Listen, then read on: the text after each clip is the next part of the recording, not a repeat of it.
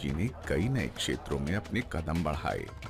उन्होंने तय किया कि गरीबों के इलाज के लिए मठ की ओर से एक अस्पताल बनाया जाए। जब अस्पताल बनाने के लिए पर्याप्त संसाधन नहीं जुट पाए, स्वामी जी ने सीमित संसाधनों के साथ ही अस्पताल का काम शुरू करा दिया। लेकिन हुआ वही जिसका डर था। 2007 आते आते सारे पैसे खत्म हो गए। आसपास पानी के स्रोत सूख गए और काम ठप हो गया। इस विपरीत परिस्थिति में स्वामी जी के भीतर एक विचार कौंधा। उन्होंने सोचा कि क्यों ना महाराष्ट्र की पारंपरिक ग्रामीण संस्कृति को दर्शाने वाला एक म्यूजियम बनाया जाए। एक ऐसा म्यूजियम जो लोगों को लुप्त हो रही ग्रामीण संस्कृति से जोड़ कर रखे। स्वामी जी इस म्यूजियम को इतना अद्भुत और सुंदर बनाना चाहते थे कि लोग इसे देखने के लिए खुशी खुशी टिकट खरीदने को तैयार हो जाएं। धीरे धीरे स्वामी जी की कल्पना आकार लेती गई। असली गांव का माहौल तैयार करने के लिए आसपास के कामों को मॉडल के तौर पर इस्तेमाल किया गया।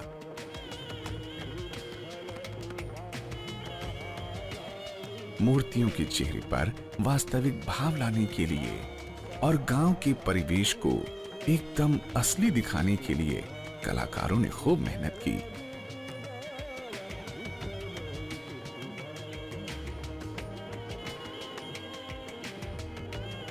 जब म्यूजियम बनकर तैयार हुआ तो लोगों ने उसे खूब पसंद किया।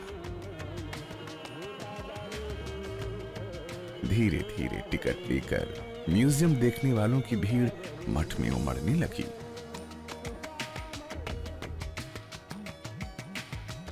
म्यूजियम के जरिए मठ की आय का एक नया रास्ता खुल गया। लेकिन अस्पताल बनाने के लिए ये काफी नहीं था, कुछ और करना जरूरी था। भक्तों से पैसा मांगना स्वामी जी को बिल्कुल पसंद नहीं, लेकिन अस्पताल के लिए उन्होंने ये भी किया।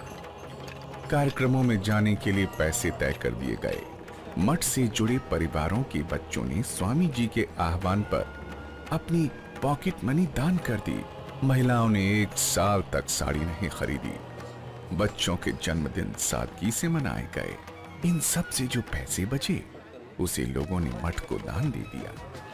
घरों की रद्दी बेचकर भी पैसे जुटाए गए।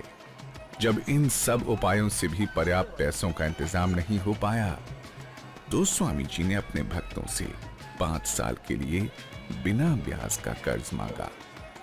स्वामी जी के हर कदम पर लोगों ने उनका पूरा पूरा साथ दिया।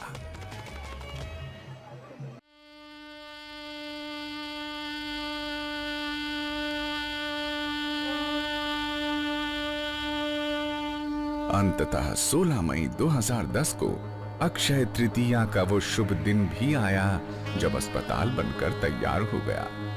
200 बिस्तरों वाला एलोपैथिक अस्पताल और 50 बिस्तरों वाला आयुर्वेदिक अस्पताल 15 एकड़ में फैला। सभी सुविधाओं से लैस सिद्धगिरी अस्पताल सभी जाति धर्म के लोगों की सेवा के लिए सदैव तत्पर। सिद्धगिरी हॉस्पिटल हे चांगले आहे। मग तिथून आम्ही इथं आलोय आणि इथं आमचा इलाज चांगला झाला आणि आमच्या पेशंटला खूप बरं वाटलं। यहाँ आंखों का महंगापन और पोलियो जैसी कई बीमारियों के मुफ्त इलाज की सुविधा है। गर्भवती महिलाओं की प्रसव की सुविधा भी निःशुल्क है। गरीबों को राहत देने के लिए कई बीमा योजनाएं हैं।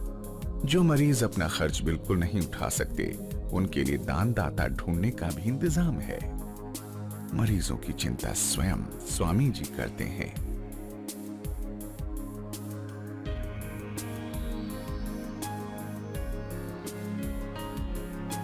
अस्पताल की दरें कोल्हापुर के चिकित्सा बाजार से लगभग आधी हैं, लेकिन सुविधाएं 5 सितारा अस्पतालों की टक्कर की।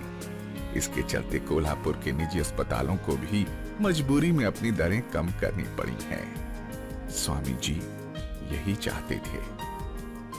मरीजों को लूटने के काम करने वाले अस्पताल और डॉक्टर लोग जो है उनको ज़रूर हम रोक सकते हैं, क्योंकि उनको कम दाम में इलाज करने के लिए मजबूर कर सकते हैं, ये तो हम आत्मविश्वास से कह सकते हैं। स्वामी जी का जोर इलाज करने से ज्यादा रोगों की रोकथाम पर होता है।